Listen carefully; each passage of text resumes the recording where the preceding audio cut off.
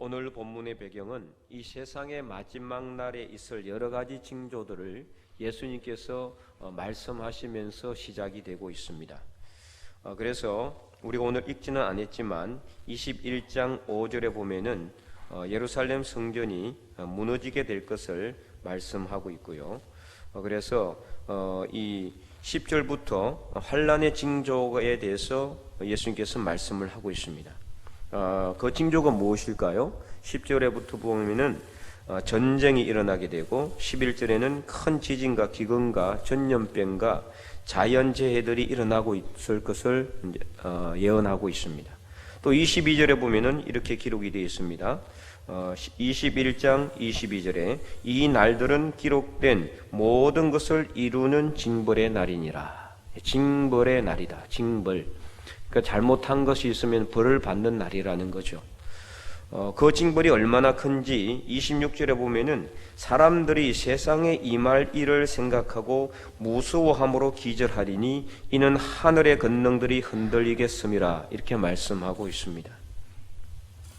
그리고 어떤 일이 일어나고 될까요? 27절에 이런 말씀이 기록되어 있습니다. 그때에 사람들이 인자가 구름을 타고 능력과 큰 영광으로 오는 것을 보리라. 인자는 예수님을 의미합니다. 그때에 마지막 세상 마지막 이 멸망의 날에 징벌의 날이 되는데 그 날에는 예수님께서 구름을 타고 능력과 큰 영광으로 오는 것을 모든 사람들이 다 보게 된다는 것을 말하고 있습니다. 그래서 예수님을 진실로 믿는 사람들은 그때 어떻게 되느냐? 데살로니가전서 4장 16절과 17절에 보면은 이렇게 기록이 되어 있습니다. 우리 함께 읽어볼까요? 주께서 호령과 천사장의 소리와 하나님의 나팔 소리로 친히 하늘로부터 강림하시리니 그리스도 안에서 죽은 자들이 먼저 일어나고 그 후에 우리 살아남은 자들도 그들과 함께 구름 속으로 끌어올려 공중에서 주를 영접하게 하시리니 그리하여 우리가 항상 주와 함께 있으리라. 아멘. 예수님을 믿은 사람들, 그래서 예수님을 믿고 먼저 죽은 자들이 끌어올려지고 공중으로, 그리고 그 당시에 징벌의 날, 마지막 멸망의 날에 아직 죽지 않았지만은 예수님을 진실로 믿는 자들도 공중으로 끌어올려져서 주님을 맞이하게 된다. 그래서 항상 주님과 함께 있을 것임을 소망으로 말씀하고 있는 것이죠. 그래서 우리는 어떻게 해야 됩니까? 진실로 예수님을 믿는 우리는 마지막 날에 예수 그리스도 앞에 바로 설 수 있도록 준비해야 한다는 겁니다. 그래서 오늘 본문 21장 36절은 이렇게 말씀하고 있어요. 우리 다 함께 36절 한 번 더 읽어보도록 하겠습니다. 이러므로 너희는 장차 올 이 모든 일을 능히 피하고 인자 앞에 서도록 항상 기도하며 깨어 있으라 하시니라. 아멘. 인자 앞에 서도록. 인자는 누구라고 그랬어요? 예수 그리스도 앞에 설 수 있도록. 예수 그리스도 앞에 선다라는 것은 우리가 그 날에 부끄러움 없이 예수님 앞에 당당하게 서는 것을 말하는 거예요. 그래서 역대 이래로 수많은 멸망의 징조들이 있어 왔어요. 그러나 여전히 예수님은 아직 오지 않고 있습니다. 그러면 정말 예수님께서 오지 않으실까요? 절대로 그렇지 않습니다. 그래서 베드로후서 3장 8절에서 10절은 여러분 많이 제가 여러분들한테 인정을 했지만 한 번 더 읽어보도록 하겠습니다. 베드로후서 3장 8절에서 10절까지 사랑하는 자들아 주께는 하루가 1000년 같고 1000년이 하루 같다는 이 한 가지를 잊지 말라. 주의 약속은 어떤 이들이 더디다고 생각하는 것 같이 더딘 것이 아니라 오직 주께서는 너희를 대하여 오래 참으사 아무도 멸망하지 아니하고 다 회개하기에 이르기를 원하시느니라. 그러나 주의 날이 도둑같이 오리니 하늘이 큰 소리로 떠나가고 물질이 뜨거운 불에 풀어지고 땅과 그 중에 있는 모든 일이 드러나리로다. 아멘. 이 마지막 날에는 모든 것이 끝납니다. 그러나 지금까지 예수님께서 오지 않는 이유는 우리가 다 멸망하지 아니하고 회개하기를 원하시는 하나님의 사랑의 뜻이 있다라는 겁니다. 그러므로 세상 마지막 날 왜 아직 오지 않을까? 안 올 것 같다. 이런 거짓말에 우리가 속지 말아야 되는 거죠. 그래서 오늘 본문 32절과 33절은 이렇게 말씀하고 있어요. 32절 33절에 내가 진실로 너희에게 말하노니 이 세대가 지나가기 전에 모든 일이 다 이루어지리라. 천지는 없어지겠으나 내 말은 없어지지 아니하리라. 아멘. 이 세대가 지나가기 전에 예수님께서 다시 오신다라고 분명히 말씀하고 있는 겁니다. 천지는 없어지겠지만 내 말은 없어지지 아니할 것이다. 예수님의 말씀은 없어지지 않을 것임을 말하고 있는 거예요.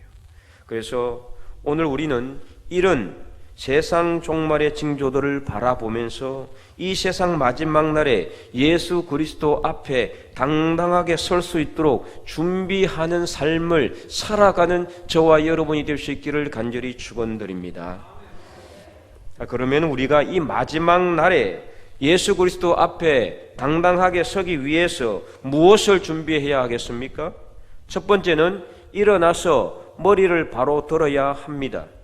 오늘 본문 28절 전반절을 한번 보겠습니다. 이런 일이 되기를 시작하거든 일어나 머리를 들라. 일어나 머리를 들라. 여기서 이런 일이라는 것은 종말의 징조들을 말하는 거죠. 그러면 언제 이런 일들이 일어나게 된다고 말씀하고 있습니까? 30절에 보면은 싹이 나면, 나무에 싹이 나게 되면은 여름이 오고 있다는 것을 자연스럽게 알게 되듯이 31절에 이와 같이 너희도 이런 일이 일어나는 것을 보거든. 이런 일이 일어나는 것 어떤 일이에요? 여러 가지 종말의 징조들을 일어나는 것을 보거든 하나님의 나라가 가까이 온 줄을 알라는 겁니다. 하나님의 나라. 하나님 나라는 어떤 것을 의미합니까? 마지막 멸망의 날을 의미하는 거예요. 멸망의 날. 이 세상을 심판하는 날, 그 날을 의미하는 거죠. 그래서 그 날이 가까이 온 줄을 알라는 거죠. 다 알게 돼요. 누가 가르쳐주지 않아도 자연스럽게 깨닫게 된다는 겁니다. 나무에 싹이 나면은 겨울이 온다고 생각하는 사람이 어디 있습니까? 나무에 싹이 나게 되면은 이제 곧 여름이 오겠구나. 다 그렇게 생각하는 것처럼 우리는 자연스럽게 이런 세상의 여러 가지 자연재해와 여러 가지 재앙들과 여러 가지 전쟁이나 기근이나 전염병들을 보면서 이제 주님께서 이 땅에 다시 오시겠구나, 곧 오시겠구나, 이것을 우리가 직감하게 된다라는 것입니다. 그래서 세상의 종말이 오고 있음을 알게 되는 거죠. 최근에 러시아와 우크라이나 전쟁 여전히 아직까지 안 끝나고 있어요. 지금 러시아와 우크라이나만 전쟁하는 게 아닙니다. 자세히 보면은요, 이 세계 대전이 거의 그렇잖아요. 우크라이나를 도와주는 미국과 유럽연합을, 그리고 러시아 편에 서 있는 또 다른 공산국가들, 이런 것들 보면은 거의 그냥 이거는 세계 대전이나 다름없는 거죠. 이런 전쟁도 마찬가지예요. 코로나는 어떻습니까? 3년 전부터 시작해가지고 여전히 끝나지 않고 있어요. 내년에 끝나겠습니까? 모르죠. 그거 누가 알겠습니까? 이런 엄청난 전염병에 대한 재앙들도 마찬가지. 또 이 지구상에 여기저기서 일어나고 있는 지진들을 보면은 점점 심해져 가고 있어요. 기후변화로 인한 자연재해와 우리 울진에 있었던 대형 산불이라든지 최근에 있었던 이 강풍과 태풍으로 인한 엄청난 그 피해 상황 같은 것도 마찬가지죠. 이런 것들이 다 이런 멸망의 징조들이라는 겁니다. 특별히 일어나서 오늘 본문에 일어나서 머리를 들라는 것은 이런 자연재해나 징조들을 바라보라는 게 아니에요. 그냥 바라보라는 게 일어나서 그냥 머리 들고 구경하라는 뜻이 아니에요. 일어나 머리를 들라는 말씀은 이런 징조들을 바라볼 때마다 이런 징조, 멸망의 징조들 뒤편에 서서 이것들을 다스리고 계시는 하나님을 바라보라는 뜻입니다. 하나님. 그래서 우리가 이런 하나님을 바라보면서 우리는 어떻게 해야 됩니까? 오히려 절망하기보다는 소망을 가지라는 것을 말하고 있는 것입니다. 안 믿는 세상 사람들은 이런 징조들을 바라보면서 이제 다 죽었구나 절망하고 좌절하지만, 예수 그리스도를 진실로 믿는 사람들은 이런 멸망의 징조들을 바라보면서 하나님이 곧 이 세상에 멸망을 선포하시고 우리는 다 공중으로 끌어올려 예수님을 영접하게 되겠구나, 소망을 가지라는 것을 말하고 있는 것입니다. 그러면 여러분, 일어나 머리를 드시기 바랍니다. 물론 그렇다고 해서 우리가 이런 재앙들을 간절히 바라서는 안 되겠죠. 그러나 하나님께서 섭리 가운데 행하시는 일이라면은 그 누가 막을 수가 있겠습니까? 아무도 막을 수가 없습니다.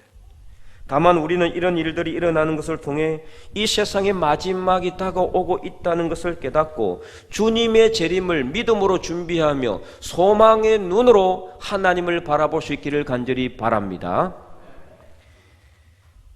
그러므로 어떻게 해야 됩니까? 일어나서 머리를 들라고 오늘 본문은 말하고 있는 거죠. 그래서 아무리 힘들고 어려워도 다시 오실 예수님을 생각하면서 지금 이 환난과 고난과 고통을 그 예수님, 다시 오실 예수님을 생각하면서 잘 견디라는 거예요. 믿음을 잘 지키라는 거예요. 그래서 끝까지 예수님을 붙들고 놓지 마시고 마지막까지 우리가 이기는 자가 될 수 있기를 간절히 소망합니다. 특별히 오늘 본문의 말씀 중에 중요한 말씀이 있어요. 그것은 바로 28절 후반절 말씀입니다. 우리 다 함께 읽어보겠습니다.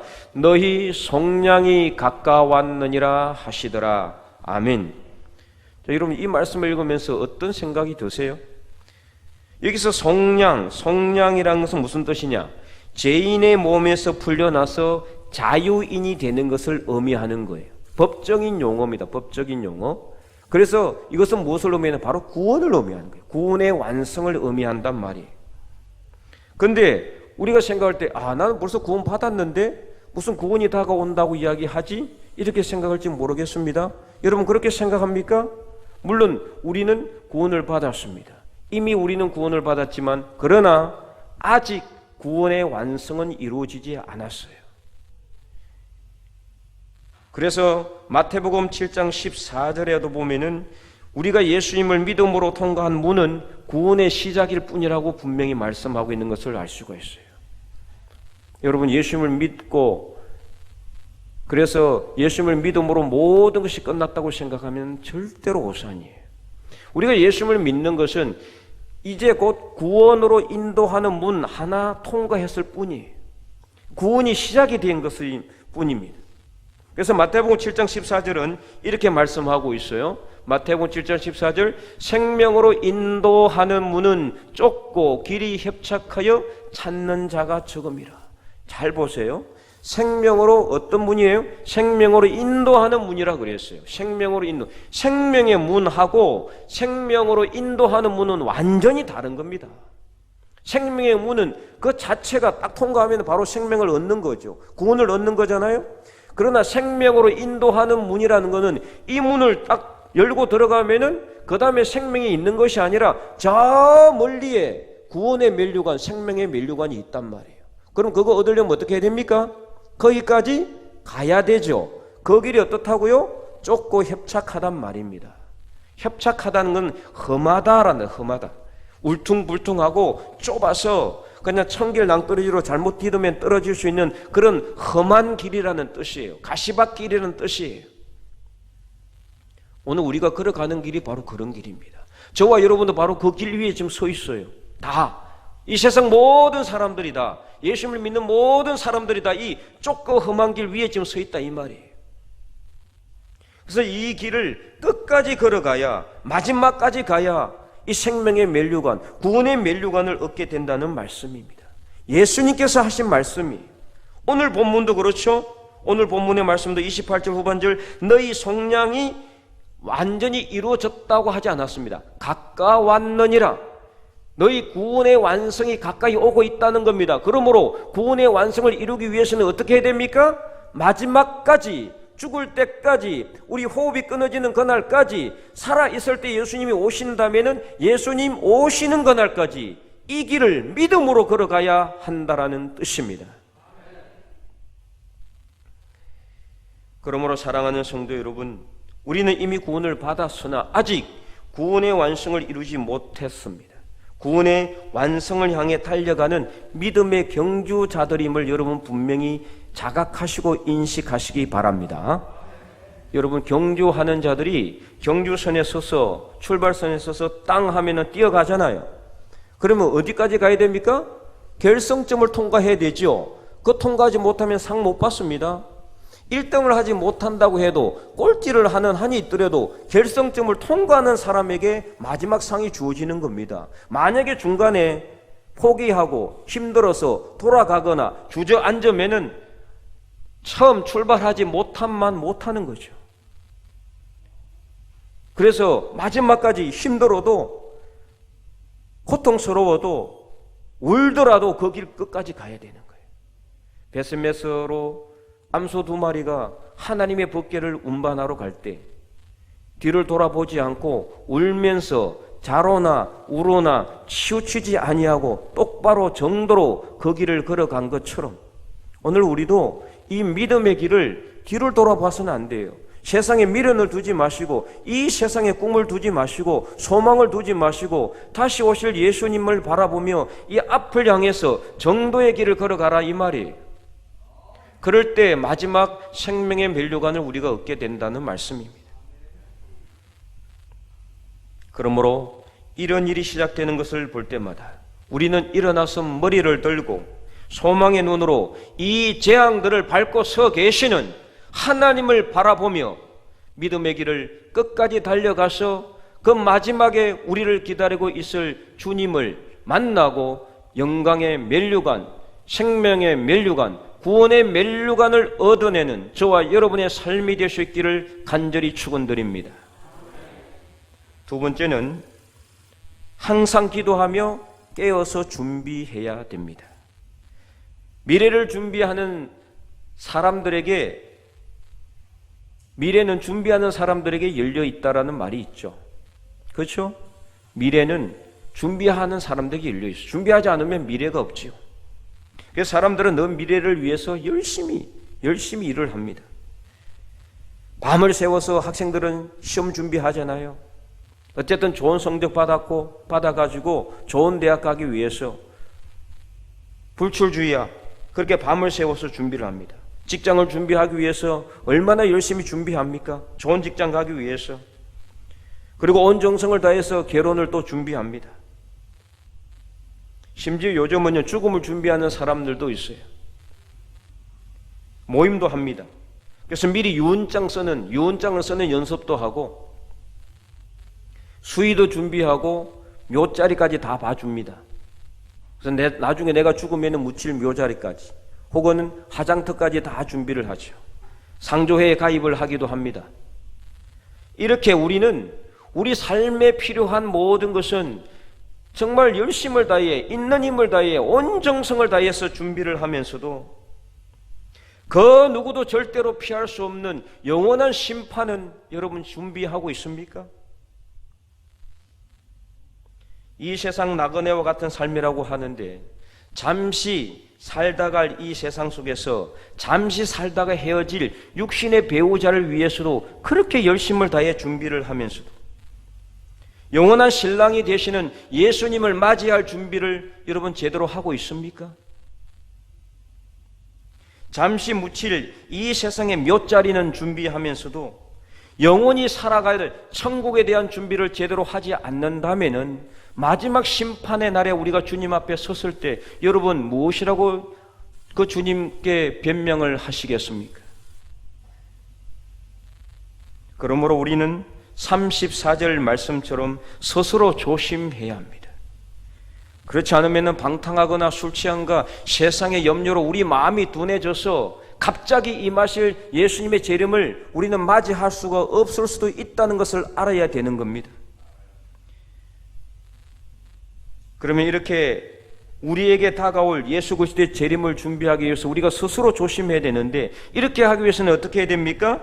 우리 36절을 다시 한 번 더 큰 목소리로 읽어보도록 하겠습니다. 이러므로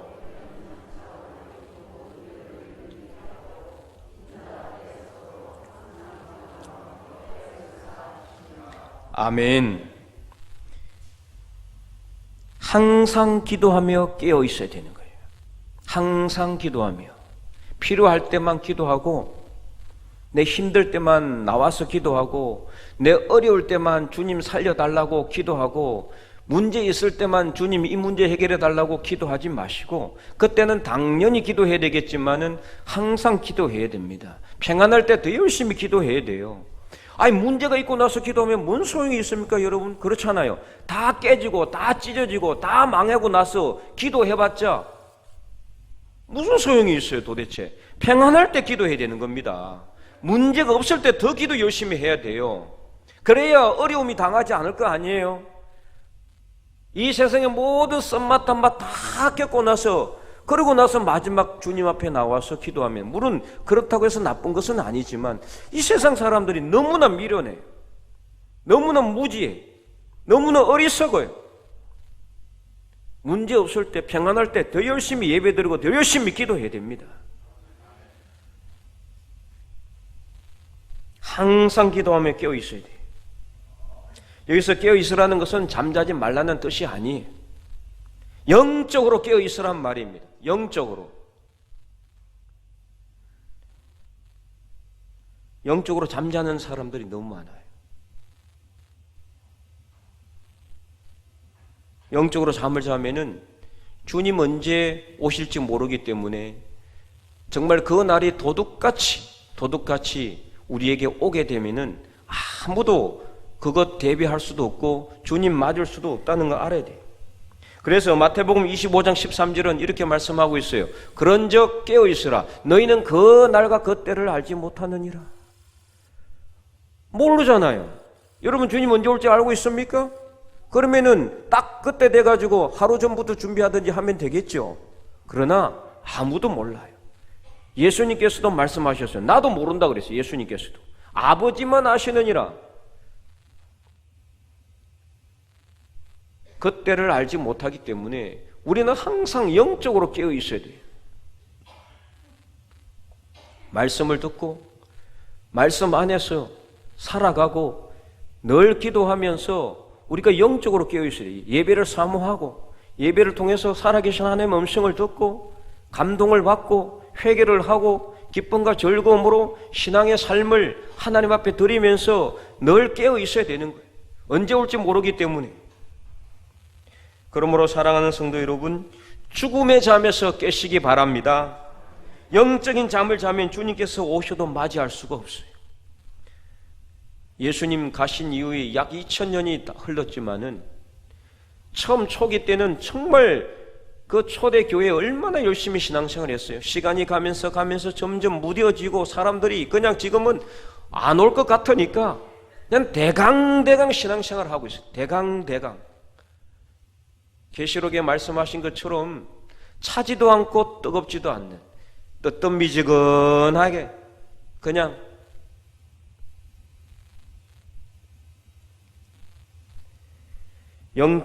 영적인 잠을 자서는 안 돼요. 그래서 에베소서 5장 14절은 이렇게 말씀하고 있습니다. 우리도 함께 읽어볼까요? 그러므로 이러시기를 잠자는 자여 깨어서 죽은 자들 가운데서 일어나라. 그리스도께서 너에게 비추이시리라 하셨느니라. 아멘. 우리 영적인 잠에서 깨어서 항상 준비해 다시 오실 예수님을 맞이할 수 있는 저와 여러분이 될 수 있기를 간절히 소망합니다. 기도하지 않으면 다 죽어요. 기도해야 살 수 있습니다. 기도할 때 하나님께서 일하시고 기도할 때 무슨 일이든지 일어나게 되어 있는 겁니다. 기도할 때 이 나라와 민족이 살고, 기도할 때 이 울진 땅이 살아가고, 기도해야 저와 여러분의 직장과 삶의 자리가 살아나고 여러분의 가정이 살고 저와 여러분도 살 수 있다는 것을 분명히 믿으시기 바랍니다. 최근에 이 새벽 기도가 조금 줄었어요.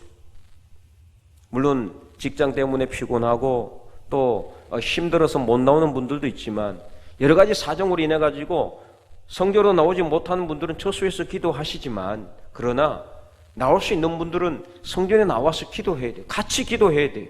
같이 함께 협력해서 기도할 때 두세 사람이 있는 곳에 나도 너희 중에 함께 있느니라 예수님께서 말씀하셨잖아요. 무엇이든지 땅에서 우리가 풀어야 하늘에서도 풀리는 겁니다. 같이 기도하고 협력하여 하나님께 간절하게 기도할 때 이 땅에 있는 매여 있는 것들이 풀리게 되는 역사가 일어나게 된단 말이에요.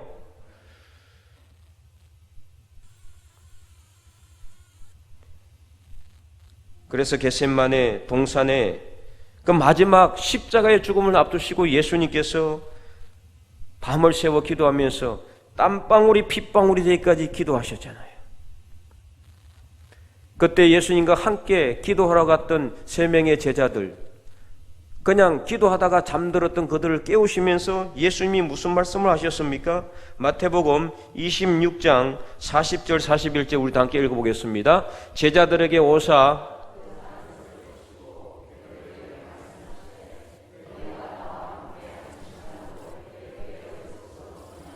시험에 들지 않게 깨어 기도하라. 마음에는 원이로되 육신이 약하도다 하시고. 아멘. 우리 마음은 원이잖아요. 여러분 중에 기도 안 하고 싶은 사람 있어요? 다 기도하고 싶죠. 육신이 약해요. 피곤해요. 그거 이겨내야 되는 겁니다. 이기지 못하면 이 좁고 험한 길 못 걸어가요. 이때까지 가면 안 되는 거예요. 잠자면 안 돼요. 기도하다가 자는 게 웬일입니까 도대체? 기도하다가. 물론 우리가 정말 너무 육신으로 피곤해서 기도하다가 잠드는 경우는 여기서 말하는 기도하다가 잠드는 건 그걸 이야기하는 게 아니에요. 영적인 잠에 취하면 육적으로도 자게 돼 있어요. 영과 육은 항상 같이 갑니다, 여러분. 육은 죽었는데 영이 살아있는 경우 없어요. 영과 육이 항상 함께 가는 겁니다. 내 영이 살아야 내 육도 살고 내 육이 살아야 내 영도 사는 겁니다. 우리의 몸은 영과 육이 함께 가야 되는 거예요. 그래서 지난 주일에 호세아 10장 말씀처럼 언제 기도해야 될 때입니까? 바로 지금이 우리 마음을 기경해야 될 때예요. 기경이란 무슨 뜻이라 그랬어요? 갈아엎는다 그랬죠. 이거는 무슨 뜻이라 그랬습니까? 회개하는 거라고 그랬으면 회개. 기도하는 거예요. 기도해야 회개할 수 있죠. 바로 지금이 우리 마음을 회개하고 지금이 바로 기도할 때예요. 내 다음에 열심히 기도할게요. 내 다음에 정말 온 밤을 새워 기도할게. 그거 아무 소용없어요. 이전에 아무리 열심히 회개하고 기도해도 지금 하지 않으면 아무 소용이 없단 말입니다. 그래서 우리가 깨어서 기도하고 스스로 조심하여 소망 없는 다른 사람들, 세상 사람들처럼 갑자기 임하실 그 주님의 때에 덫에 걸려서 부둥거리는 그런 비참한 신세가 되지 않으려면 어떻게 되느냐? 항상 깨어 기도하시기 바랍니다. 그래서 사도 바울은요, 로마서 13장 11절 12절에서 이렇게 말씀했어요. 우리 다 함께 읽어보겠습니다. 또한 너희가 이 시기를 알거니와 자다가 깰 때가 벌써 되었으니 이는 이제 우리의 구원이 처음 믿을 때보다 가까웠음이라. 밤이 깊고 낮이 가까웠으니 그러므로 우리가 어둠의 일을 벗고 빛의 갑옷을 입자. 아멘. 자다가 깰 때입니다. 자다가 깰 때 이제 일어나셔야 돼요. 그래서 항상 기도하고 깨어 있어야 돼요. 왜요? 주님의 구원의 날이 더 가까이 다가오고 있기 때문입니다. 오늘 또 하루가 지나면은 또 내일이 다가오면은 또 주님의 구원의 날은 하루가 더 당겨지는 거예요. 점점 다가오고 있는 이 주님의 재림의 날을 우리가 준비하기 위해서는 항상 기도하며 깨어 있어야 된단 말이에요. 나훈아의 테서형 노래 잘 알죠? 예, 그 가사에 보면 이런 가사가 있어요. 여러분도 잘 알고 있습니다. 그저 와준 오늘이 고맙기는 하여도 죽어도 오고 마는 또 내일이 두렵다. 이 나훈아도 기독교인입니다. 그것도 성당에 다니는 거 알고 있는데 그가 왜 어떤 의미로 이런 가사를 적었는지 모르지만은 세상 사람들이 생각할 때는 맞는 말이죠. 죽어도 오고 마는 내일이 또 내일이 두렵다. 그죠? 오늘 하루만 있으면 좋겠는데. 그래서 오늘 하루만 열심히 햇빛 비치고 또 비 온다 그러는데 참 걱정이에요. 또 지난 한 일주일 내내 비가 오더니 또 비 온다 그러니 도대체 이게 비가 와야 될 때 좀 안 오고 왜 이럴까요 도대체? 하나님께 물어봐야 되죠. 어쨌든 간에 죽어도 오고 마는 내일이 안 믿는 세상 사람들에게서는 두려운 거예요. 두려운 거. 그렇잖아요. 내일 오면 또 어떻게 될까? 내일은 또 어떤 일이 일어나야 될까? 아무도 모르니까. 그러나 우리는 어떻습니까? 예수님을 믿는 사람들에게 있어서는 이 가사는 틀렸어요. 왜 그렇습니까? 내일인 오게 되면은 더 감사한 거죠. 왜요? 주님의 재림이 가까이 다가오고 있으니까. 여러분, 주님 재림을 맞이 안 하고 싶어요? 그냥 천년만년 이 땅에서만 살고 싶습니까? 오늘 우리에게는 또 하루가 지나가고 또 오는 내일이 너무나 감사한 겁니다. 왜요? 다시 오실 주님을 우리가 맞이할 그날이 하루가 더 당겨지고 더 점점점 가까이 오고 있기 때문입니다. 그래서 요한계시록 22장 20절 예수님께서 분명히 말씀하셨어요. 다 함께 읽어보겠습니다. 이것들을 정언하신 이가 이러시되 내가 진실로 속히 오리라 하시거늘 아멘. 주 예수여 오시옵소서. 아멘. 그래서 이것들을 정언하신 이는 누굽니까? 그리스도 예수입니다. 예수 그리스도에게 계시를 받았단 말이에요. 사도 요한이 밤모섬에 유배되어서 갇혀 있을 때 이 계시를 받은 말씀이 요한계시록이에요. 그래서 그 예수님께서 뭐라고 말씀하십니까? 내가 진실로 속히 오리라. 빨리 오겠다는, 빨리 오겠다. 그러자 사도 요한이 응답하는 거예요. 아멘. 주 예수여 오시옵소서. 빨리 오시옵소서. 빨리 오라고. 우리는 빨리 오게 되기를 원하고, 그래서 내일이 우리는 두렵지 않아요. 설사 우리 살아 있을 때 예수님이 오지 않는다 할지라도 우리는 죽음도 안 두렵습니다. 왜 그렇습니까? 죽음은 새로운 삶의 시작일 뿐이기 때문입니다. 믿는 사람에게 있어 죽음은 전혀 두렵지 않아요. 새로운 삶의 시작이에요. 또 다른 삶이 우리에게 시작되게 된단 말이에요. 부활의 삶, 영원한 천국의 삶이 우리를 기다리고 있기 때문에 죽음도 두렵지 않고, 내일이 우리는 두려운 것이 아니라 감사한 거죠. 소망과 기쁨으로 내일을 기다리게 되는 겁니다. 내일 또 어떤 일이 일어날까? 내일 또 어떻게 하나님께서 나를 인도하실까? 이거 생각하면은 막 너무나 내일이 기다리지 않습니까? 그래서 소망의 눈으로 일어나서 머리를 들고 항상 기도함으로 깨어서 준비하는 저와 여러분 될 수 있기를 간절히 소망합니다. 이처럼 주님의 재림이 오늘도 우리에게 가까이 다가오고 있습니다. 그러므로 사랑하는 성도 여러분, 여기저기서 난리와 난리 소문이 날수록 더욱더 일어나 머리를 드시기 바랍니다. 그래서 스스로 조심하여 이 세상과는 구별된 삶을 살아가는 그리스도인들이 되기를 원합니다. 이를 위해서 항상 깨어서 기도함으로 우리가 처음 믿을 때보다 더욱더 가까이 다가오고 있는 주님의 마지막 날을 우리가 잘 준비해서 그 마지막 날에 주님을 우리가 맞이할 뿐만 아니라 주님 앞에 바로 서서 신랑 되신 예수님을 우리가 신부로서 맞이할 수 있는 우리 축ben제일교 모든 성도들이 다 될 수 있기를 주님의 이름으로 간절히 축원드립니다.